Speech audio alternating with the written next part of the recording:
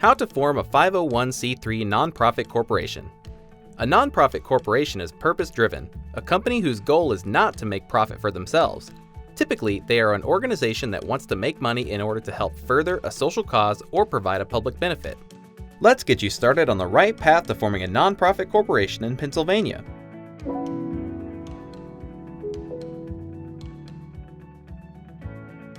If you're not sure what a nonprofit is, check out our other video, What is a Nonprofit?, linked below.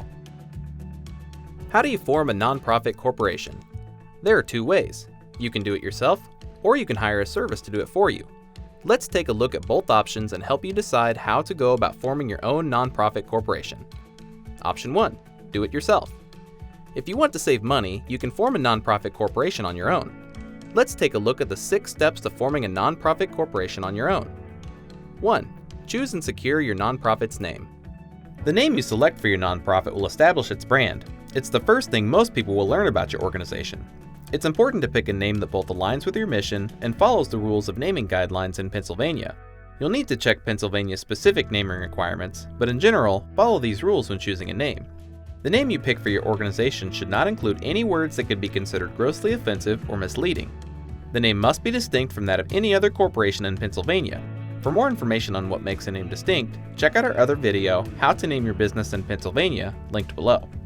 Once you have a name selected, do a name search to make sure it's available in Pennsylvania. After doing a Pennsylvania name search, you'll want to do a domain search to see if your name is available as a URL. Even if you don't plan on making a website today, you may want to secure the URL so someone else doesn't take it. 2. Appoint a registered agent. The registered agent can be an individual in the company, including yourself, or you can hire a professional service authorized to do business in Pennsylvania.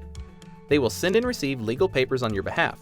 These documents include official correspondence, like legal summons and document filings, which your registered agent will receive and forward to you.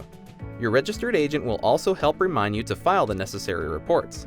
Failure to properly maintain your nonprofit can result in fines and dissolution, so this assistance is valuable. 3. Select directors and officers. Your nonprofit corporation will be made up of some number of directors and officers. The directors of a nonprofit are responsible for overseeing the operations of the organization. Together, they form the board of directors. The power and influence of the directors over the organization comes from them as a board. The directors themselves do not have any authority as individuals. The board typically creates the policies that govern the nonprofit. They also oversee management-level hiring, such as the company officers. The officers of a nonprofit, such as the president or secretary, are individuals with responsibilities and the authority to execute based on their job description. Together, the officers on the board will come together to make up the organizational structure of your nonprofit. An officer may also be on the board of directors and serve both roles if allowed to do so by the organizational bylaws, which we will discuss later. If your organization plans to apply for 501c3 status for federal tax exemptions, it must elect at least 3 directors not related to each other, a president, a secretary, and a treasurer. 4. File the Articles of Incorporation. To form a nonprofit corporation, you will need to file official papers with Pennsylvania. In Pennsylvania, this is called the Articles of Incorporation. Some possible information in the Articles of Incorporation you may have to include is entity name, registered agent and registered office, purpose, membership, incorporators, effectiveness of filing, and any supplemental information.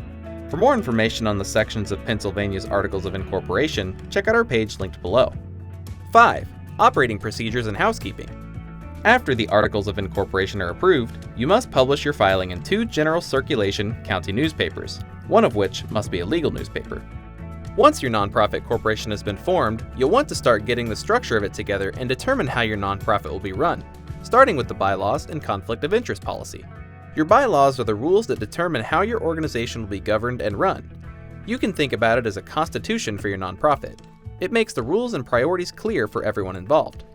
In your bylaws, be sure to include how the nonprofit will be governed, the roles of directors and officers, how meetings are held, voting procedures, electing officers or directors, how records will be kept and managed, how disputes will be handled, and how bylaws will be added and amended in the future. When you're ready to get started, check out some bylaws templates linked in the description below. The conflict of interest policy are the rules set to ensure that decisions being made for the nonprofit are based on what is best for the organization and not being motivated by what is best for individuals. You'll want to make sure you have a draft of both the bylaws and conflict of interest policy before your organizational meeting. We have templates of both bylaws and conflict of interest policy linked in the description below. An organizational meeting is the first official meeting of your nonprofit. Some of the things that are discussed in a typical organizational meeting are taking attendance to show you have a quorum, appointing temporary officers and chairmen, adoption of bylaws, and adoption of conflict of interest policy. It's important to record minutes of the meeting and have it signed by all attending directors. We have some corporate minutes templates linked below to help you get the ball rolling. After your nonprofit has been formed, you'll need to apply for an EIN or employment identification number. An EIN is like a social security number for your nonprofit and is used for things like filing for 501c3 status, opening a bank account, applying for tax exempt status, and submitting tax returns. For more information on EINs, check out our other video linked below.